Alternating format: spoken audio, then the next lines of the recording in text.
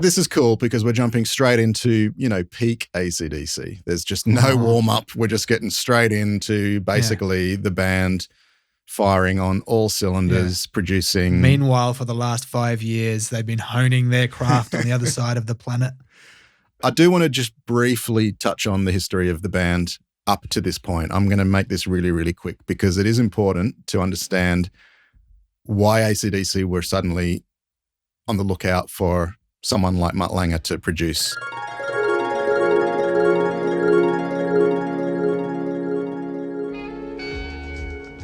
Okay, so AC/DC formed in Sydney in 1973. They released 2 albums, High Voltage and TNT. They were produced by Harry Vander and George Young. George Young is the older brother of Angus and Malcolm Young.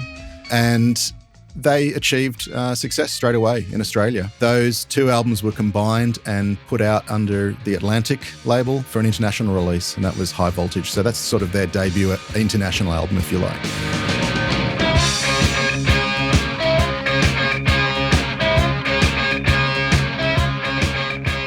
Although it didn't really do anything.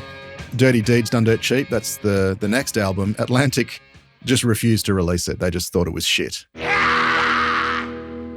So that was a big blow for AC/DC, who had their sights set on the big time. That's internationally we're talking about, right? It came out in Australia. Australia were perfectly happy with it, but Atlantic just laughed at it, said, what's this amateur shit, and we're not putting that out. Big balls? We've got the biggest balls of them all. We got big balls. Let There Be Rock was a bit of a return to form as far as Atlantic was concerned.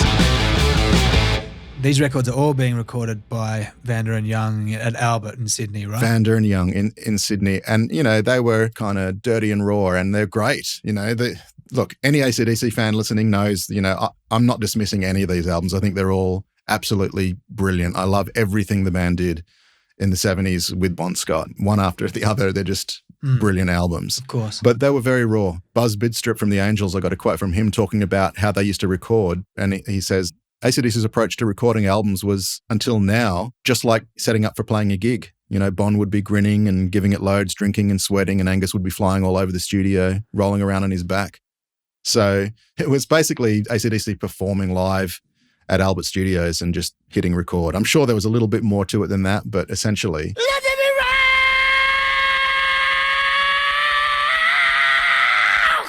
1977, they put out Let There Be Rock. They sack Mark Evans, their bass player. They bring in Cliff Williams. They tour the US for the first time. And I guess now they're starting to see the world a little bit, listen to the radio in the US, start to get to know what's going on, because this is a band that really wanted to crack it in the US. Despite being uncompromising and, loud, dirty and raw, they still wanted to be the biggest band in the world. And I guess, they were starting to listen to American radio and take mental notes. So in May 1978, the band put out Power Age. Power Age reached 133 on the US charts. Dizzying. Fucking hell, that's just nowhere, isn't it? And they're getting big in the UK and nothing in the US. Yeah, that's right. Extensive touring. Yep. That's a hard nut to crack. But, to their credit, Atlantic stuck with them. They knew that there was potential in this band. They could have just dropped them, but they said, you know what? We're going to make some changes. So 1978, when Power Age came out, charting radio rock in the US was Journey, Foreigner, Heart, and Van Halen. Wow. That was the music that people were buying. You're not getting on there with Rock and Roll Damnation. No. So Atlantic's senior vice president, Michael Klenfner, he flew to Sydney to Albert Studios, sat down with the band and delivered them the news that they wanted to change a producer. I can just imagine the meeting. Oh, Malcolm with his pack of ciggies tucked into the sleeve of his white T-shirt, arms folded, just with a scowl on his face. He's this fucking cunt. Yeah, exactly. It's exactly what it would have been, just blowing smoke over his face. But. Fucking what? But. So they said, we want a new producer. We want someone with experience, with, clout, we want a name. And they chose Eddie Kramer, who, was a legend, engineered for Zeppelin and Hendrix and had recently produced Kiss. Yeah. And they thought this was the guy. And Atlantic did see AC/DC as, look, this could be the next Led Zeppelin. And we want someone to come in. With that much perseverance and investment, they're in it for the long run.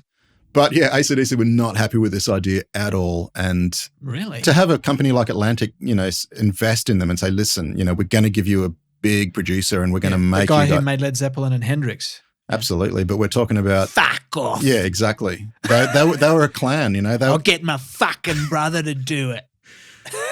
And, it's only because George Young and Harry Vander were so magnanimous, they said, look, listen, fellas, this is Atlantic. This is the right move. Yeah, we're just going to step aside and let this happen for your own good. I mean, they didn't really have a choice. They were actually rising stars. I mean, not rising. They were huge stars. They were writing music and producing big international hits like Love Is in the Air by Paul Young or whoever it was, which, John Paul Young? John Paul Young, yeah. I get the two confused. But they stepped aside and they let, Atlantic do their thing. So they all flew over to Miami. Eddie Kramer's studio was in Miami, Criteria Studios. And so they did a couple of weeks of rehearsals there and they fucking hated it. Right. They just hated working with Eddie Kramer. They thought he was a complete prat. Fuck this fucker.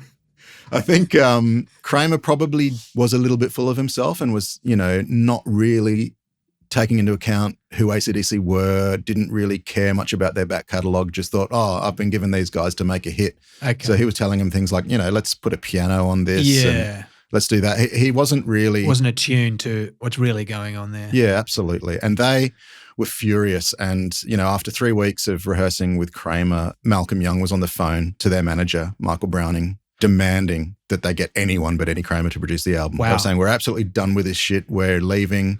Get rid of this guy, get anyone in. Wow. The apocryphal story is that when Michael Browning received that phone call, he was actually in New York at the time, and he was staying with Simon Calder, his old mate, apparently. They were hanging out, and supposedly Mutt was there, and that all does check out because Mutt was in New York to meet Mick Jones to talk about producing the Head Games album. Is that the third Foreigner album? Yeah, I think so, 79, around about then. The nice, neat, easy story with a bow around it is that Browning got the call, turned to Mutt, said, mate, you've got to do this album. You've got to help me out here. I got Malcolm on the phone. He's screaming at me, please, you've got to do this album. And after half an hour, Mutt said, fine. Yeah. And that's how it was done. I have got a book by an author called Jesse Fink. He's written a couple of books about AC/DC. He's got a whole chapter on this very subject. So if you really want to know, read The Youngs, the brothers who built AC/DC by Jesse Fink. Like I said, he's got a chapter on how the band procured Mutt. Lots of people want to take credit for this. There's lots of different, it gets very, very complicated. But at the end of the day, we do know that Malcolm did make the call to Michael Browning, and the next thing Malcolm heard, we've got this guy Mutt, and Malcolm said, fine, that's fine. We'll work with him. Okay. Anyone but Kramer. Right. As for Kramer, he says that, look, the band were really difficult to deal with. Bond's drinking and behavior was just completely out of hand. And that it was just impossible for him to, step into the role of George Young. Yeah. And he actually says, and this is a quote from Mick Wall's book, Hell Ain't a Bad Place to Be. He's talking about George Young here. He says, he was the older brother and they were used to him and he was used to their ways. I was not. I could tell Kiss what to do. I understood them very well. I didn't understand AC/DC. It needed quite a bit of reconnaissance and gentle sort of figuring out who they were and the personalities involved. I wasn't there from the beginning. I wasn't one of them. They were a clan. They were so tight together.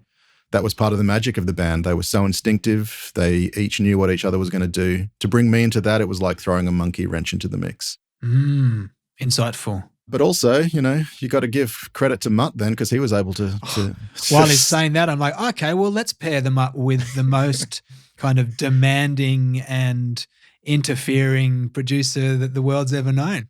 Exactly.